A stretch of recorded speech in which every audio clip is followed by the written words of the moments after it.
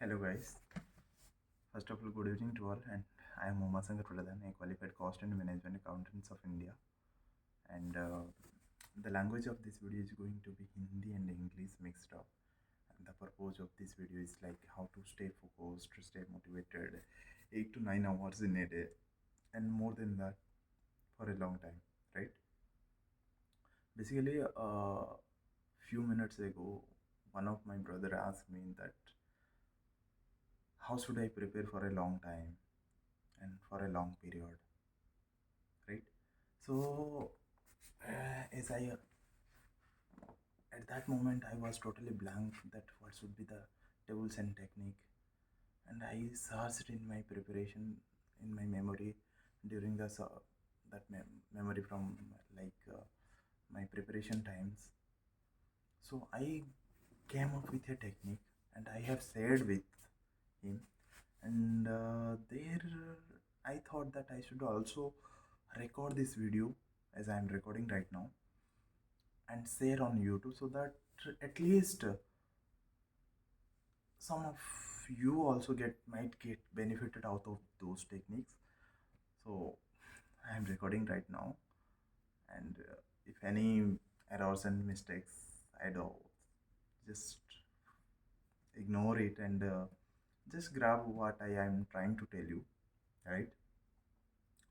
Basically, is I have already told that I am a cost and management accountant of India, and this video is going to be like more relevant for the CMA peoples who are appearing the CMA intermediate examination. So brothers, actually आप लोग जब prepare करते हो ना CMA का intermediate, तब दिमाग में एक चीज़ रखना, जे आप लोग क्वालिफाइड होने के बाद you are going to be a manager at some of any company in India and out of India. सो आप लोग ये ध्यान में रख के प्रिपेयर करना कि आप लोग मैनेजर होने वाले हो, एंड आप ये सोच के भी स्टडीज स्टार्ट करना आप लोग मैनेजर हो, एंड आप लोग को ट्रेनिंग दिया जा रहा है, आप लोग को स्किल्स डेवलप कर किया जा रहा है through this study materials like financial accounting हो गया, कॉस्ट अकाउंटिंग हो गया, फिनेंशियल मैनेजमेंट हो गया, GST, taxation, custom, income tax, audit, law, company accounts.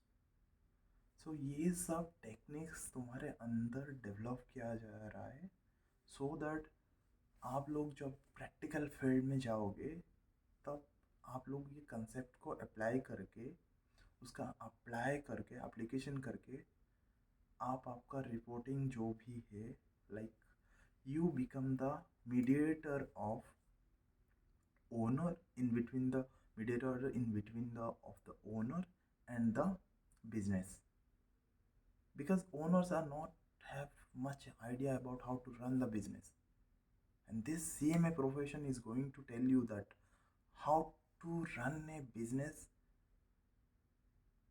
how to prepare the accounts of a business, how to prepare the cost sheet of a business, and all the cost calculation of a business, of a factory, of a plant, anything, how to prepare that taxation like income tax, GST of that factory or that business, and the regulatory compliances like corporate laws, and also for investment decision analysis, for working capital decision analysis, for long term investment and short term investment, there is a financial management topic. So basically आप लोग जब CA में qualified हो जाओगे ना, आप लोग के पास अपॉर्चुनिटी मिलेगा कि आप एक बिजनेस को हैंडल कर सकते हो।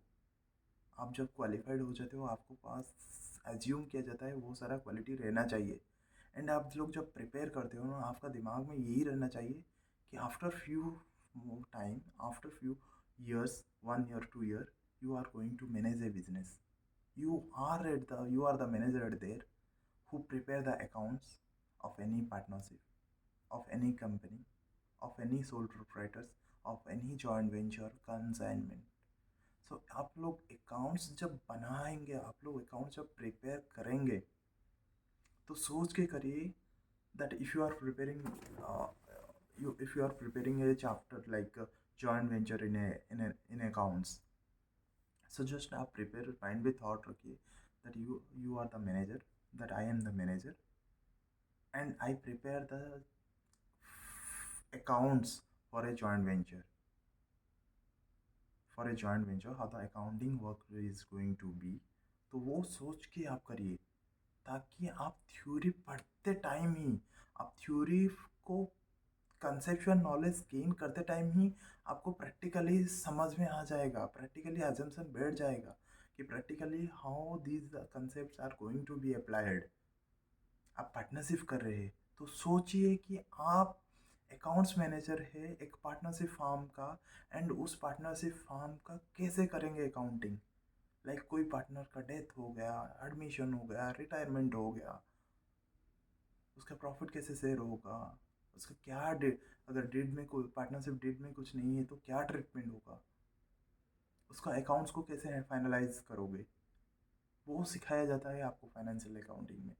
Obviously this is in A conceptual theoretical way, but the concept should be in a practical way ना, राइट। आप कंसेप्ट भी पढ़ो पर थोड़ा सोचो प्रैक्टिकली वो कैसे इम्प्लीमेंटेड होगा,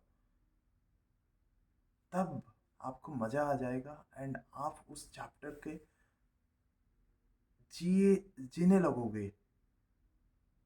Just you will leave those chapters and you will feel that those chapters as also life, because जो अकाउंट्स मैनेजर बन जाता है ना, उसको फील आता है कि यार इस बिजनेस का मुझे अकाउंट्स कैसे बनाना है। तो आप लोग ऐसे सोच के प्रिपेयर करिए, आप जो कोई भी चैप्टर प्रोडक्ट प्रिपेयर करें इन अकाउंट्स या अदर कोई सब्जेक्ट्स में, एक एक आऊँगा। Like in accounting, joint venture, consignment, partnership, company, sole proprietor, NPO, non-profit organization. Just feel that you are the manager of that NPO, you are the manager of that company, you are the manager of that partnership firm, you are the manager of that consign, you are the manager of that joint venture, and how you are going to prepare the books of accounts and accounts, the whole system of accounting, right? So costing का भी बात कर लेते हैं। तो मान लो तुम्हारा process costing हो गया, स्टैंडर्ड कॉस्टिंग हो गया, उसके बाद मार्जिनल कॉस्टिंग हो गया, नॉर्मल कॉस्ट शीट हो गया, कॉस्ट कैलकुलेशन हो गया, कॉस्ट पर यूनिट डिटर्मिनेशन करना, ईओक्यू डिटरमाइन कराना।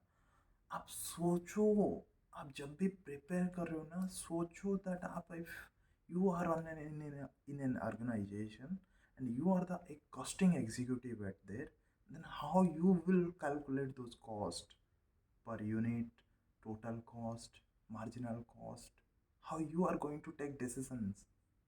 देखो बिजनेस ओनर को तो पता नहीं होता है, राइट। तो आप लोग क्या करोगे, वो बिजनेस को पूरा properly in amounts, in figures आप एनालिसिस करोगे, सीट्स बनाओगे, एनालिसिस करोगे एंड डिसीजन, एक क्या, एक समरी बना के अपना रिपोर्टिंग को दोगे, ताकि वो लोग डिसीजन ले सके वो करंट सिचुएशन बिजनेस के बारे में। सो जब भी आप प्रिपेयर करते हो ना सब्जेक्ट्स का, like accounting, costing, taxation, law, तो आप प्रिपेयर करिए you are the accounts manager at that end you are preparing that account, you are the costing executive at that end you are preparing that cost sheet. मान लेते हैं आप लोग एक oil industry में चले गए, तो उसमें तो प्रोसेस कस्टिंग लगता है। अगर यहाँ पे आप सोचा नहीं था कि प्रोसेस कस्टिंग में कैसे प्रोसेस कस्टिंग अप्लाई हो रहा है, जस्ट आप मगअप कर लिए, मेमोराइज कर लिए एंड टेक्निक्स को चले गए, एग्जाम देके अपेयर करके पास हो गए, तो वहाँ पे जाके तो दिक्कत हो जाएगा।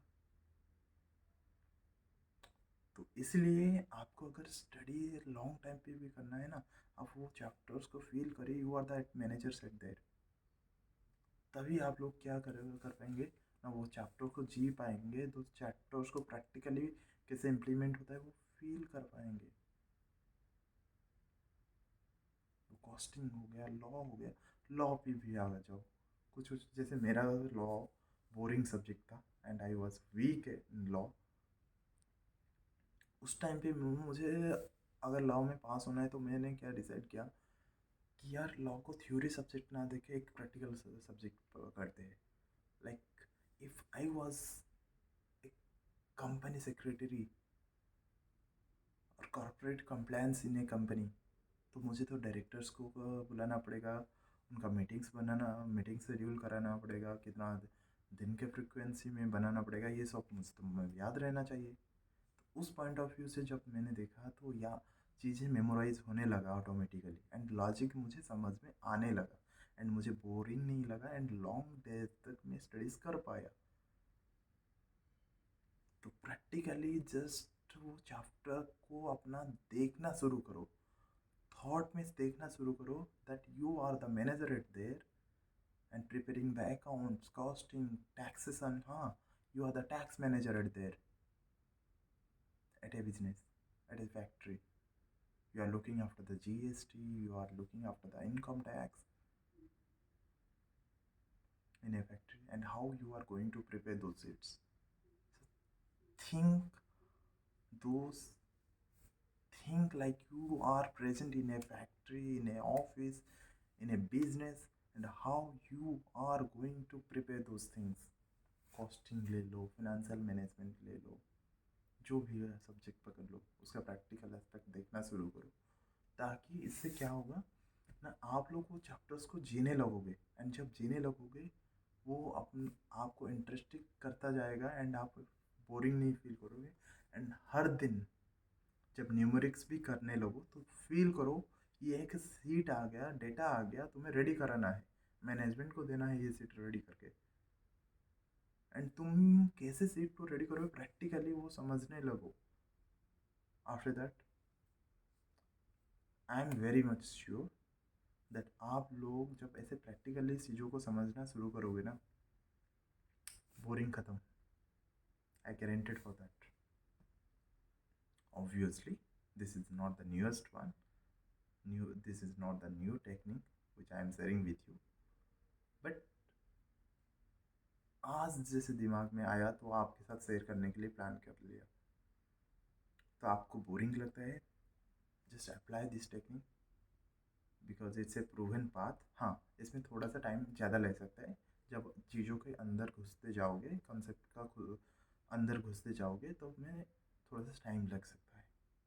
तो आप ऐसे स्टडीज़ का प्लान कर सकते हैं लाइक थोड़ा सा 1-2 महीना 3 महीना थोड़ा सा एडवांसली अपना हाथ में लेके चलिए. जब भी आप इंटरमीडिएट प्रिपेयर करते हैं, कोई भी ग्रुप 1 या ग्रुप 2, थोड़ा सा टाइम लेके चलिए ताकि आप चीज़ों को अपना प्लॉट्स में, अपना बॉडी में, अपना माइंड में उसको समा पाए, उसको ऐड कर पाए आप लोग का ब्रेन में एंड आप लोग वो चीज़ों को जी पाए. लाइक आप लोग मूवी देखते हैं ना तो कितना इंटरेस्टिंग हो जाते, क्योंकि आप वो हीरो का लाइफ को जीने लगते हैं. You assumes that we are the hero at that picture and कभी ना कभी वो सिचुएशन हमें लगता है कि ये भी मेरा सिचुएशन लाइफ में हो चुका है जैसे हीरो फेस कर रहा है. तो आप वो चीज़ों को जीने लगते हो, तभी आपको 3 घंटा पता नहीं चलता कैसे चला जाता है. इफ मूवी अच्छा होता है